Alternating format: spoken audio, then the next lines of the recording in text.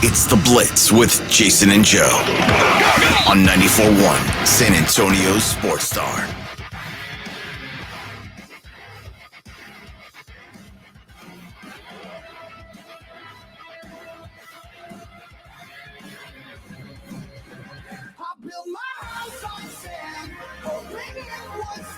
You like that edit? You noticed that right away.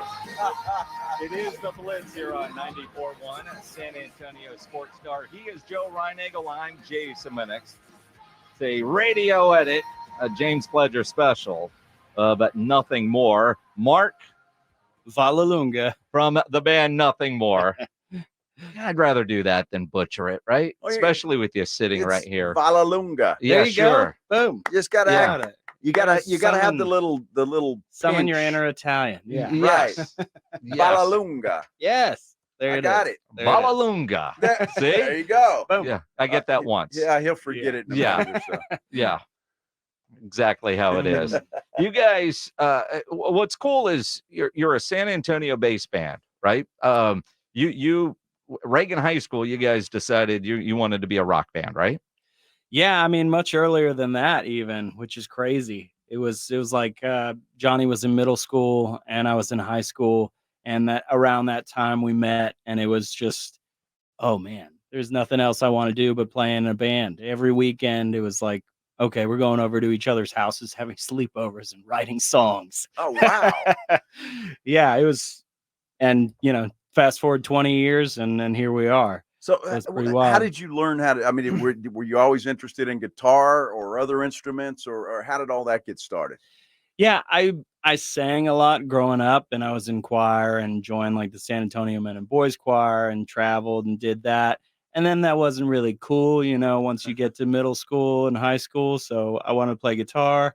My dad tried to teach me early on, around 9, and I just didn't like Beatles and Beach Boys, and that's what he was into. And so that wasn't cool. But then in the grunge years, it was like, ooh, distortion.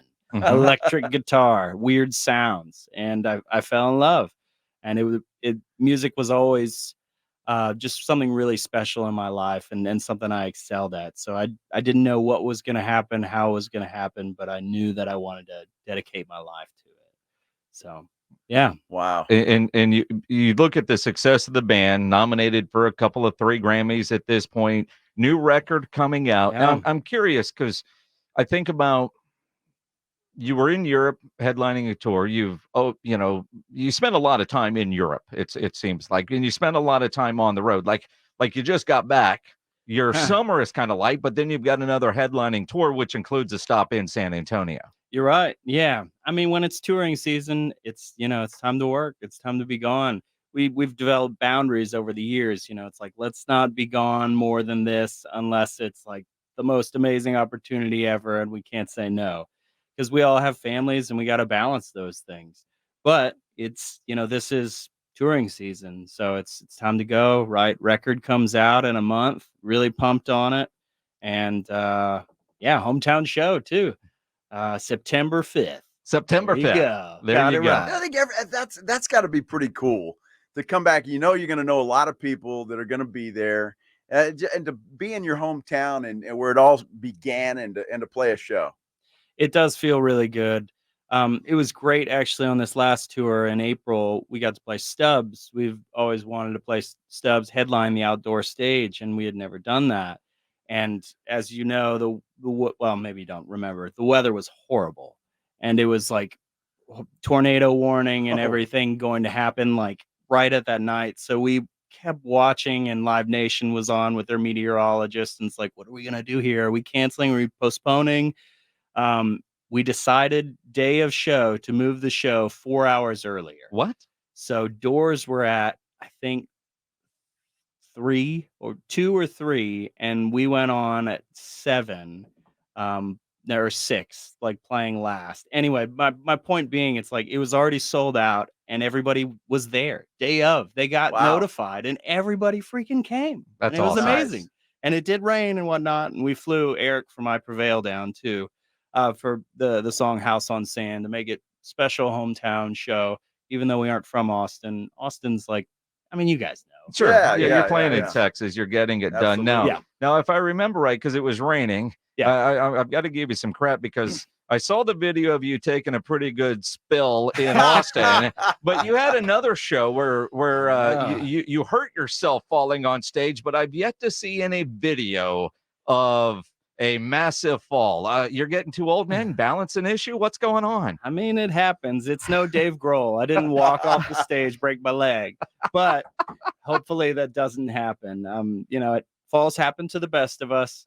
Yeah, my hand's still healing. There's like I really took some chunks out of my skin. We're in Raleigh, North Carolina, and it was a smaller, shallow stage. It was really wide, but normally I'm not used to watching out for the drum riser. I just took a step back and totally ate it, and like fell on my guitar, broke the pickup selector, and like my left hand caught me, but like it skid across the stage and Oh, blood on the stage. There you go. Did you miss a beat though? Did you keep going? I was actually playing drums at the time of like there's this at the end of the set, like Dan and I, our bass player, we both go and play some drums for a bit. So everybody on stage is playing drums. It's like a finale type of thing. So yeah, did I miss a beat? It was okay. I was all right. They didn't really need me. I'm just for show. Oh, you yeah. know. I got the easy drum yeah. parts, you know. You know, Mark, I'm curious because you know we see you guys on stage. We listen to your music on however you listen to it. What is it like when you guys decide, hey, we need some new music? We've got to go write some music. How does that come out? That's fascinating to me, man, because I can't think of what happened 2 minutes ago, much less figure out how to write songs. Well, I mean, a lot of the times it's inspiration comes when it comes. And sometimes that's the way, you know, it's like you're having a dream. You wake up in the middle of the night. Oh, that's a great line. I'm going to write this down. You know, I actually had that happen to me kind of like when I found out I was going to be a father. And we have a song called Fade In, Fade Out. And it's about my son. And it's like a kind of the cycle of the phoenix, the handing of the torch, the legacy and everything from one generation to another. And that was in the middle of the night, you know, while my wife's pregnant. It's just like I got this like this crossfade idea. How can I make this into a song? And it did. And then other times it's just, oh, let's just have jam room time. Let's focus on writing some good riffs and see what happens from there. Sometimes it's like, let's just do a whole song with a producer and see how that goes. For us, basically, it's just kind of trying to keep things fresh, different, interesting, so you don't burn out. Because a lot of the times, if you do start every song the same way, it's going to get stale, and you won't keep that inspiration, that excitement happening, you know? So That's That's fascinating I to know. me, man. Mark Really is. Vollelunga from the Nice. band Hey, there you go. Nothing More Nice. here in studio. San Antonio based band, although Mark, you're the only guy in the band that actually still lives I here, know, right? everybody else left home. All right. So, you know, I know you were on tour then not long ago. You guys went off and you were producing the new record. How difficult is it now, or is it difficult with Zoom and technology to write music and stay in touch with the band when you guys are not out on the road? Right. It is possible to, you know, file share a whole record. And that's actually our previous record, Spirits. That's what pretty much the whole record was. We were all going through COVID. We all lived apart from each other. So it was just sharing riffs, sharing drum beats. You know, I'll work on this, you work on that. Let's have a lyric writing session. Let's work on melody. But the thing that's missing is the synergy, the magic in the room that happens of like feeding off each other's ideas. It's like, I don't know, when you have this screen here, there's just it doesn't quite happen in real time, and it's hard to kind of make that stuff happen. So with this record, we finally all got back together, you know, that we could breathe in the same room again and, you know, make some magic happen. And it is tough. Again, we all live apart from each other, but we kind of have like we finally outsource a producer and do that because we've been self-producing for almost our whole career. I mean, for the last 15 years. So it was really cool and fresh to work with a producer again.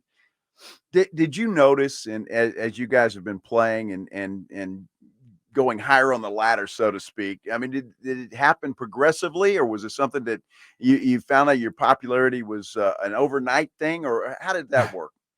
Our story has been pretty gradual of just like little by little, we'll kind of gain steam and this will happen. We'll meet this person who opens this door. This guy is now a part of our team. The shows get bigger, you sell more tickets, your song does better. Oh, Grammy nomination.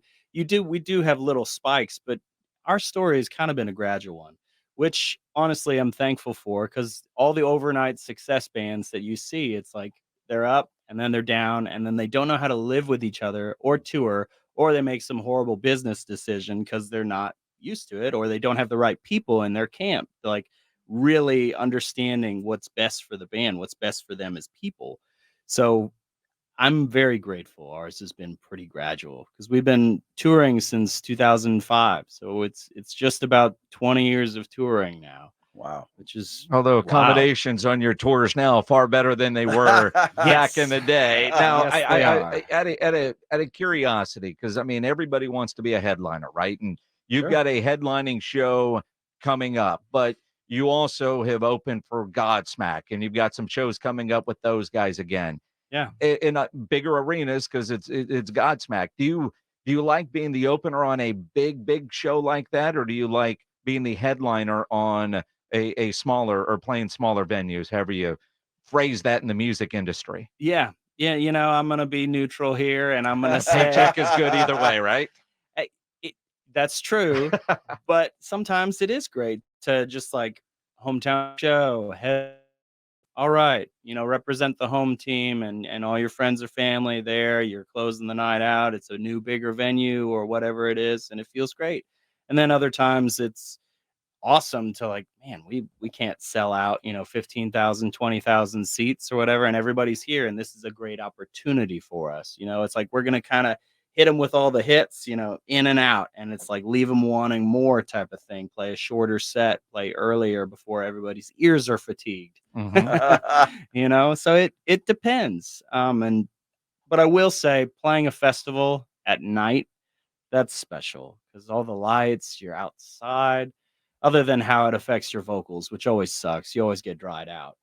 But it's still really special to just be out at night, playing outside. That's fun. That's my favorite. What's it like though, opening for a band like Godsmack? I mean, is it that, I mean, are you tight on time where you have to start and end at a certain time? I mean, is it tough Oh, to do yeah. that? Yes, old school mentality. I mean, being professional in general that's how you should be. This is your slot. This is in the contract. You start on time, you end on time. That's it. There's no reason you should be anything other than that.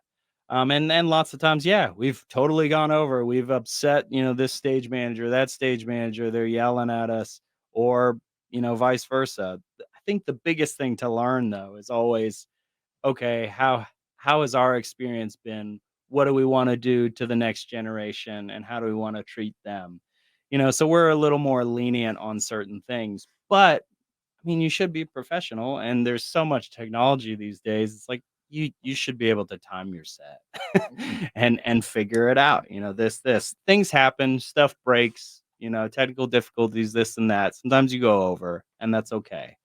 But yeah, As long as it's not much. Although, to give you an idea, though, for if you're playing nights at festivals, yeah, you've come a long way as a band. And I because you go to different music festivals and there's bands that are on it 2 or 3 or 4. When your name is on the poster and I can read it without looking, you guys have hit a certain level and you guys are there now. The new record comes out in what, a month? yeah, June 28th. June 28th. Yeah, freaking pumped. So a little less than a month. Yeah. And then the tour starts. Yeah. We have like we do a festival at the very end of June, Capulet Fest up in Connecticut. Then we'll do another fest in July over in Nevada, plus a few shows with Godsmack. And then the headline tour in September, along with some festivals that we'll hit. And September 5th, live at the Boeing Center at Techport. We've got a pair of tickets we'll give away right now. We'll give them to caller number 12, 210-656-ESPN, 656-3776. Nothing more with a hometown show September 5th. If you don't win the tickets, you can buy them. LiveNation.com. 210-656-ESPN, 656-3776. Before we let you go, man, Yeah. the deal with your shirts and the sleeves. Oh, yeah. Yeah, I'll get right to that whole. I just wanted to know, do you actually like who picks up the calls? Pledge. James over there, 210-656. That's awesome. 3776. That's cool. Okay, sleeve thing. That You was see always all really these lines special right to here, me. just so you see them all. Everybody calling in. See this screen over here? Yeah, I Yeah, see that. Yeah. That's awesome. see all those people right there. None of those are going to win. No! Not today.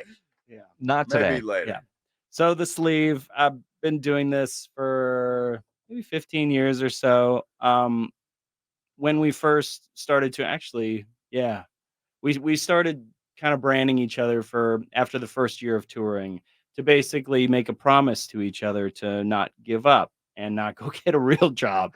So I have these scars on my arm. There's only three.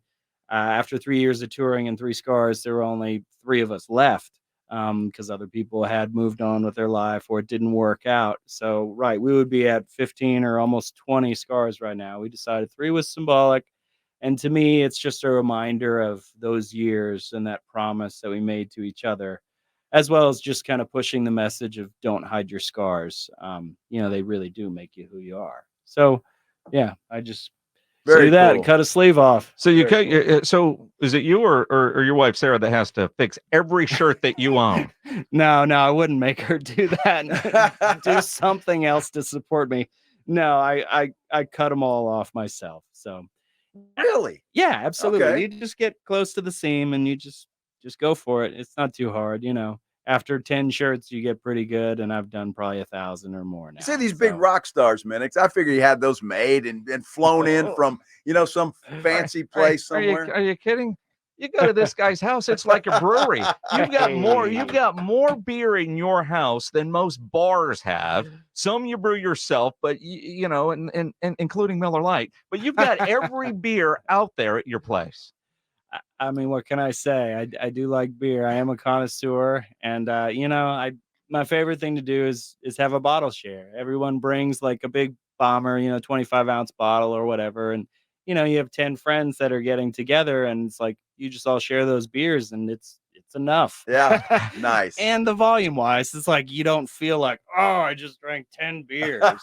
It is like it's a lot less volume and a lot more flavor. Very cool. There you go. Sounds like a song, doesn't it? It does. Hey, That does it sound could like a be. That's song. a country Or- song. or- Let's do it. Let's could do be it, a guys. country- This you is could our be like band. Darius Rucker and just kind of go from there. If you could get that with Puffy, you might have yourself a hit. All right, there we go. There Yeah. you go. Mark, can't wait for the show September 5th. The record coming out on June 28th. Already two of the top, number 1 and number 5 right now on the charts. That's pretty incredible for a record that isn't out yet. I appreciate it. Thank you. That's great to have you here, man. This was fun. Yeah, this was fun. A lot Mark, of fun. Appreciate you coming Thank you, in. guys. You're worried we were going to ask you about Dak Prescott. Yeah, well, We're not going to do that. that's the next visit. Yeah.